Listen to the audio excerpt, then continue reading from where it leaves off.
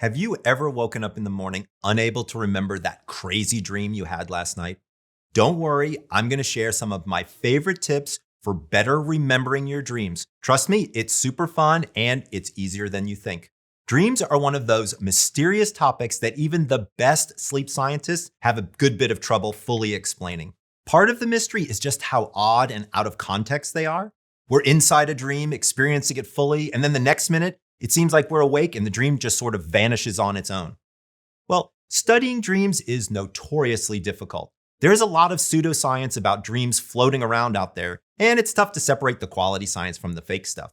No one really knows for sure why we dream, but we do know it's normal and healthy to dream.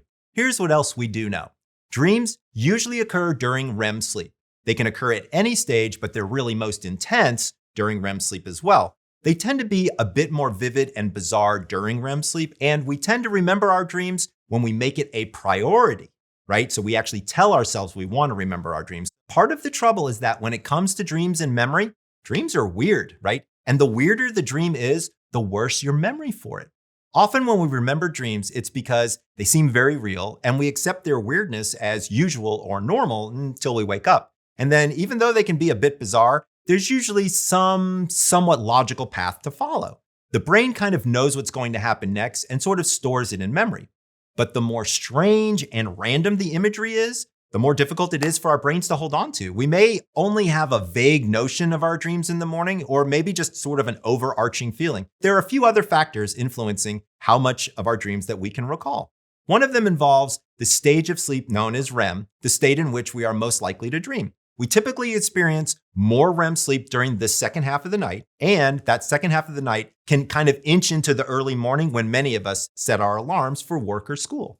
If you wake by an alarm, it's surprisingly more difficult to remember your dreams. Now, one reason many people don't get enough REM sleep each night is because they aren't sleeping according to their chronotype. Remember, this is a genetic indicator of when you're likely to get your best sleep at night and be most productive throughout the day. Do me a favor, if you don't know what your chronotype is, head over to sleepdoctor.com and take my sleep quiz. You'll get a personalized, actionable advice to help you get better REM sleep and no guarantees, but probably better dreams as well. Now, one of the reasons we fail to remember our dreams in the morning is because of a neurotransmitter called noradrenaline. When noradrenaline is very high, we tend to readily forget our dreams. But when your body responds to an alarm, like to get up for work or school, you get a spike in this noradrenaline, which makes it hard to remember your dream. Falling asleep too quickly can also negatively impact dream recall. So if you're sleep deprived and you boom, drift off as soon as your head hits the pillow, you don't experience what's called hypnagogic dreaming. That's the process that your body goes through when it has a chance to wind down for a good 15 or 20 minutes before fully going to sleep.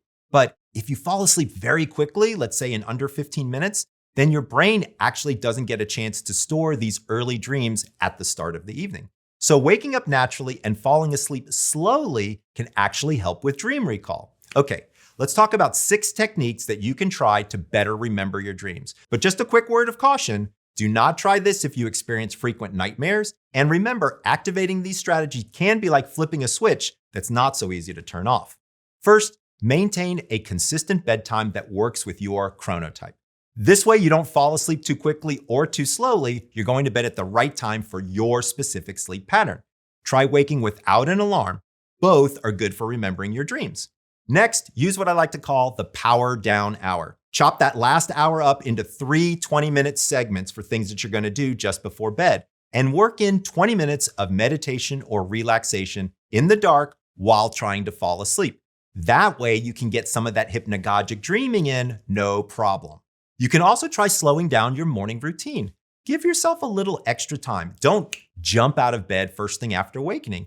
Instead, keep your eyes closed, maybe even drift in and out of sleep a little bit as you try to remember what you were dreaming. This technique can take a day or two to get down. I recommend starting on the weekend. That way you may have some time available in the morning to just kind of lazy around a little bit. Then write your dreams down as quickly as you can. Once you've kind of let your mind drift for a few minutes, start writing down everything you can remember from your dreams. With practice, you're going to start to remember them more fully and more quickly. Another trick to remembering your dreams, I know this sounds counterintuitive, but drink 2 big glasses of water just before bed. I know, but Think about it. This will prompt you to wake up for a bathroom break several times throughout the night.